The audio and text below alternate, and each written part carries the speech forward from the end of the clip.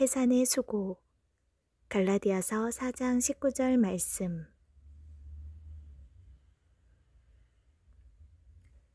나의 자녀들아, 너희 속에 그리스도의 형상이 이루기까지 다시 너희를 위하여 해산하는 수고를 하노니.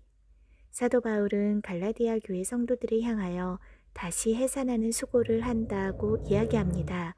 바울은 그들을 복음으로 잉태하여 낳은 첫 번째 해산의 수고를 했었습니다.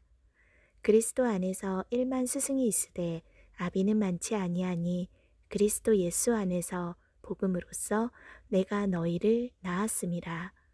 예수 그리스도의 십자가 복음을 전하여 하나님의 자녀로 거듭나게 하는 첫 번째 해산의 수고. 오늘 본문에서 이야기한 다시 해산하는 수고를 한다는 의미는 구원받고 거듭난 성도들의 삶 속에 그리스도의 형상이 새겨지기까지 그들의 삶에 파고들어 진리의 말씀 안에 세워지도록 양육을 한다는 의미입니다. 육신의 자녀도 처음 잉태하여 태어나는 첫 번째 해산의 수고가 있다면 자라나는 과정에서 물심양면으로 키우는 두 번째 해산의 수고가 있듯이 영적인 자녀도 처음 복음을 전하여 영적을 도와줌으로 거듭나게 하는 첫 번째 해산의 수고가 있다면 성화의 과정 가운데 삶을 함께하며 하나하나 사랑과 진리로 훈육하는 과정이 필요합니다. 세상의 어떤 부모도 정상적인 부모라면 아이를 낳아놓고 방치하는 부모는 없습니다.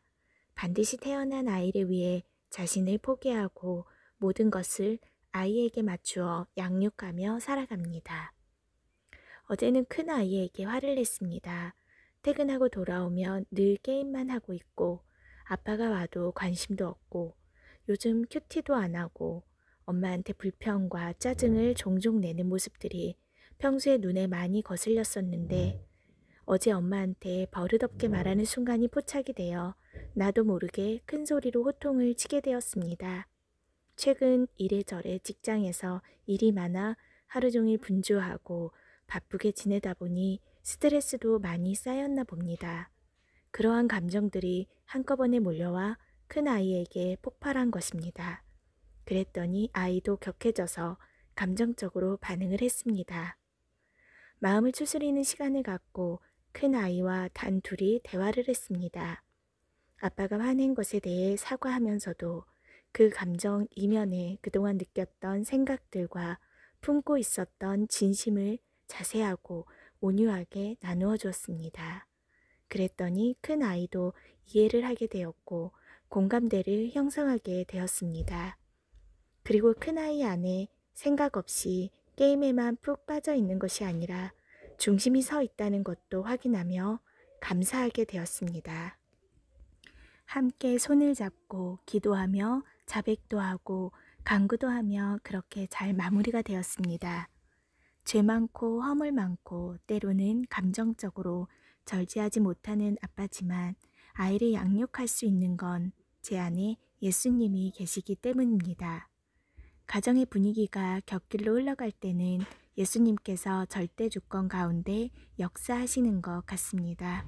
때로는 나의 연약함을 사용하시기도 하고 성령께서 사인을 주심으로 선을 넘지 않고 돌이켜 올바른 방향으로 흘러가도록 도우십니다.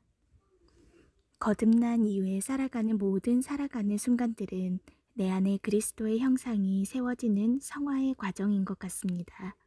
주님 다시 오시는 그날에 가장 사랑스럽고 아름다운 신부의 모습으로 살 수 있도록 나 자신을 빚어가시며 주님도 그렇게 해산의 수고를 하고 계십니다. 날마다 내가 죽고 그리스도로 사는 삶을 더욱 힘써 살아가야 할 것을 다짐합니다. 의인은 7번 넘어져도 일어난다는 말씀대로 우리를 죽을 때까지 인도하시는 주님의 사랑 안에서 오뚜기처럼 다시 일어나 오직 예수님만 바라보며 살으렵니다.